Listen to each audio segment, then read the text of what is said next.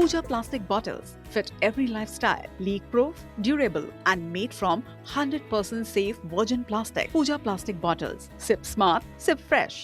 जबलपुर के बरगी बांध में 30 अप्रैल को हुए क्रूज हादसे ने सिर्फ 13 लोगों की जान ही नहीं ली, बल्कि इसका जो असर है वो दूरगामी हुआ है। जबलपुर के पर्यटन और स्थानीय कारोबार को भारी नुकसान पहुंचा। IBC 24 की टीम हादसे के करीब 56 दिन बाद बरगी डैम पहुंची। मौके पर क्या हालात हैं और लोग कैसे इस हादसे से उबरने की कोशिश कर रहे हैं, ये जानने की कोशिश की गई। आपको इसके विस्तार से रिपोर्ट दिखाते हैं।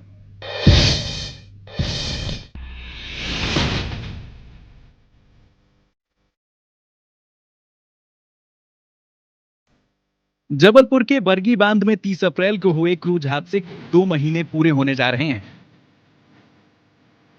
लेकिन उसकी दर्दनाक यादें आज भी जहन में ताजा है। हादसे में 13 लोगों को क्रूज डूबने से मौत हो गई।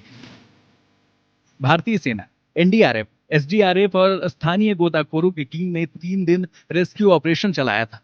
इस घटना से लोग इस तरह खौफजदा हैं कि बरगी बांध से दूरी बना ली है। मानसून का सीजन अपने शबाब पर है, मौसम भी खुशगवार है, लेकिन बरगी बांध की रौनक पूरी तरह गायब है।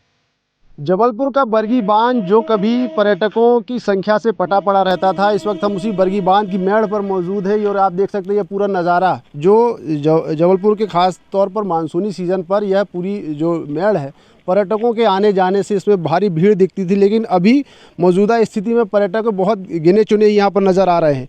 वीकेंड की बात करें, कोई किसी छुट्टियों की बात करें तो उस दौरान पर्यटकों की बड़ी संख्या यहाँ पर रहती थी, बड़ी संख्या में पर्यटक यहाँ पर आते थे।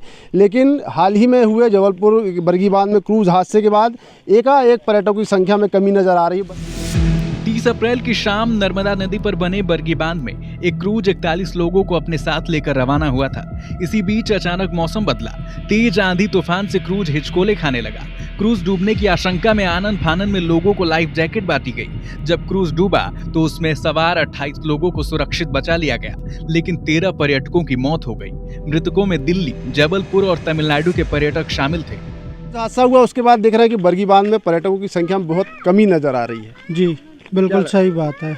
इतना तगड़ा हादसा हुआ है कि लोग डर के मारे नहीं आ रहे हैं अब, वरना एक टाइम पे था कि यहाँ पे लोगों की इतनी जनसंख्या होती थी, इतने लोग आते थे, लेकिन आज की डेट में इतना तगड़ा डर हो गया लोगों का कि अगर क्रूज डूब सकती है तो कुछ भी हो सकता है। भीड़ में तो बहुत ज़्यादा कमी आ गई है। जहाँ तक देखो लोग दिख नहीं रहे, पहले तो जहाँ तक देखो तो भीड़ ही भीड़ दिखती रही। क्या पूरा सुनसान शमशान जैसा पड़ा हुआ है, इतना अच्छा स्पॉट था। पहले तो बहुत भीड़ हुआ करती थी, अब नहीं है। यहाँ पे पूरा क्रूज हादसे के बाद बहुत कम जनताएं आने लगी। अब एक क्रूज में कम से कम 40 से 50 लोग सवार थे, जिसमें से कितने लापता हुए कंफर्म न्यूज़ किसी के पास नहीं है। कितने लोग घायल हुए, कितने लोग मर गए, कितने लोग लापता हैं। जब कभी चालू हुआ क्रूज तो बैठेंगे आप उस पर? नहीं, अब तो मुझे लगता है कि अब मैं खुद नहीं बैठना चाहूँगा, अपनी फैमिली तो बहुत दूर की बात है। बरगी क्रूज हादसे ने सिर्फ 13 लोगों की जान नहीं ली, बल्कि यहाँ के पर्यटन को भी भारी नुकसान पहुंचाया है।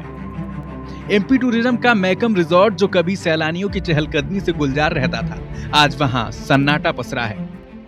थोड़ा पब्लिक का आना थोड़ा कम हो गया है और कुछ अपना जो अभी क्रूज हादसा हुआ उसकी वजह से भी कम हुआ है। और उसके अलावा भी अभी जब गर्मी थी, बहुत ज़्यादा गर्मी है, पानी का लेवल भी डाउन हो गया है, गर्मी की छुट्टियां भी ख़त्म हो गई हैं, इस वजह से भी अभी थोड़ा पब्लिक का आना भी कम हुआ है। पर्यटकों से होने वाली कमाई पर कई छोटे दुकानदार और व्यापारी भी निर्भर थे।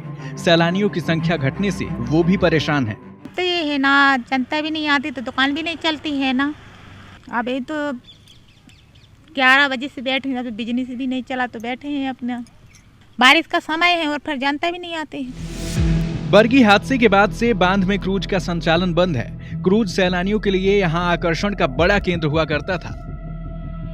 सरकार ने हादसे के बाद हाई कोर्ट के रिटायर्ड जस्टिस संजय द्विवेदी की अध्यक्षता में 1 सदस्यीय न्यायिक जांच आयोग का गठन किया था।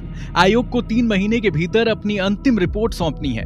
बहरहाल बरगी हादसे की जांच तो पूरी हो जाएगी और संभव है कि दोषियों पर कार्रवाई भी हो जाएगी, लेकिन पर्यटकों का भरोसा और विश्वास फिर से बहाल करने में काफी समय लग सकता है।